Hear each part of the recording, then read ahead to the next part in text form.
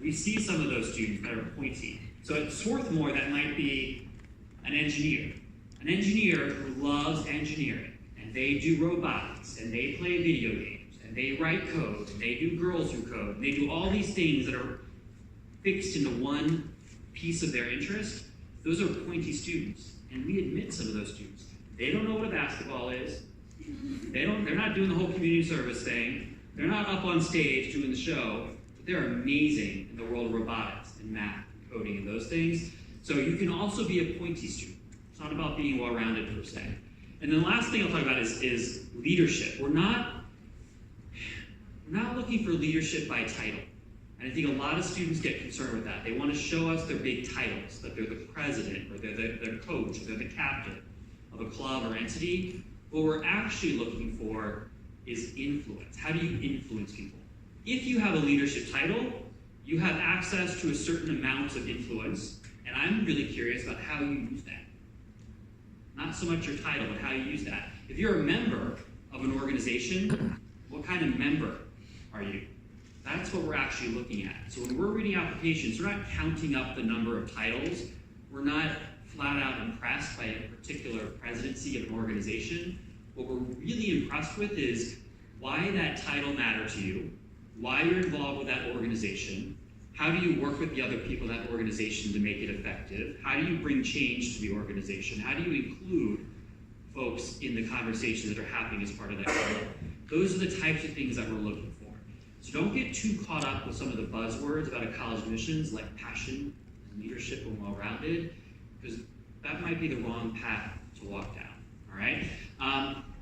You're going to be writing essays and telling us about yourself in the next couple of months. You get to write essays. How many of you know what you want to write your college essay about?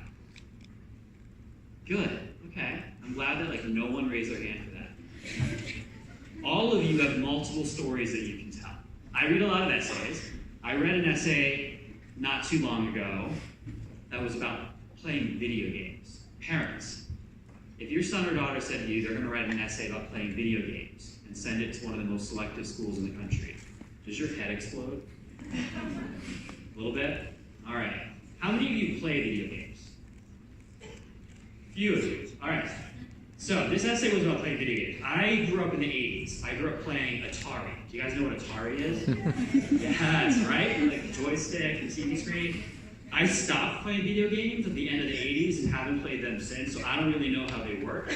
But this essay, it was one of the more helpful essays I've read. And the student in this essay, he said that apparently now, today, this time, you can play video games like on your laptop against your friends that are in their houses on their laptops, and you can talk to each other over technology. Is that right?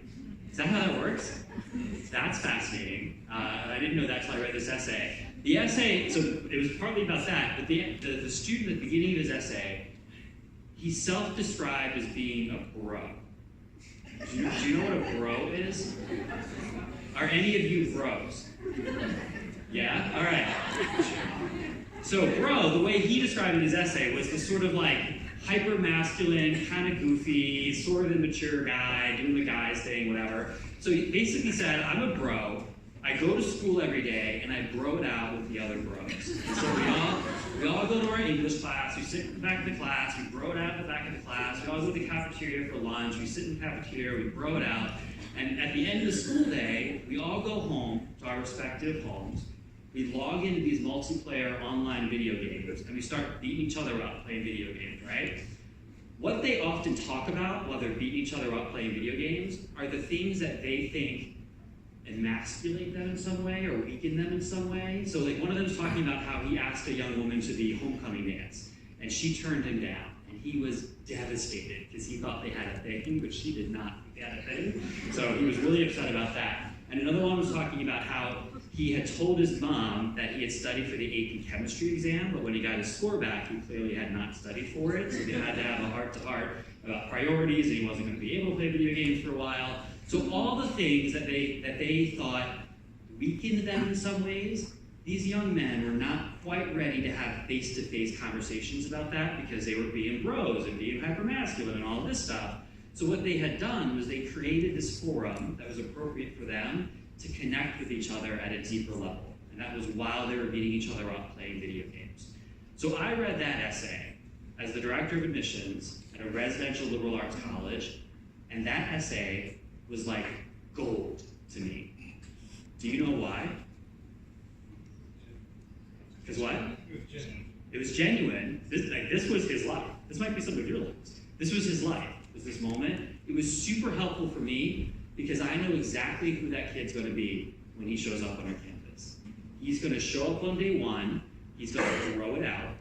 He's going to look for the other bros, but he's also going to be looking for ways to connect with other people. He's going to be looking for ways to connect deeper, and that's what I'm actually looking for. When I read applications, when anyone on our staff reads applications, we're trying to get a sense of what's driving you and what's motivating you. Every time I read an essay, I've got 4 questions going through my mind. What's motivating you? What do you spend your time thinking about? How do you connect with other people? And how do you problem solve? Those are the 4 things I'm looking for. And all essays don't answer those things, and no essays are written about those things explicitly, but I'm trying to tease out what kind of member of a community you're going to be.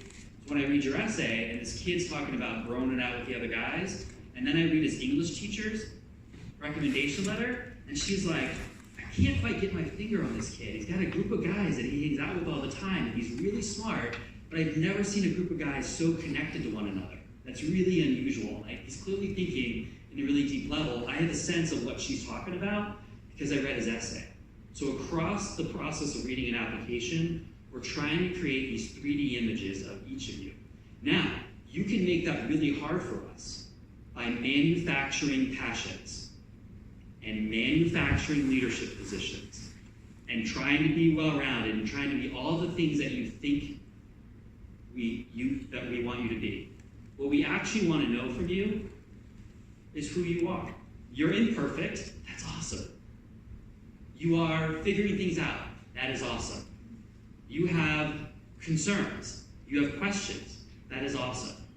When we're trying to build a community of diverse students to challenge our professors and to challenge one another, we don't expect perfection in your application.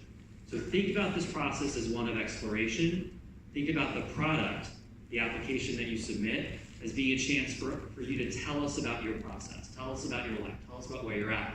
You're very fortunate here. You have 3 extraordinary college counselors that are going to guide you through this process, who have a really good sense of what it is that we're actually looking for that can help you cut past the noise. So use them in this process, but just know that there's human beings on the other end.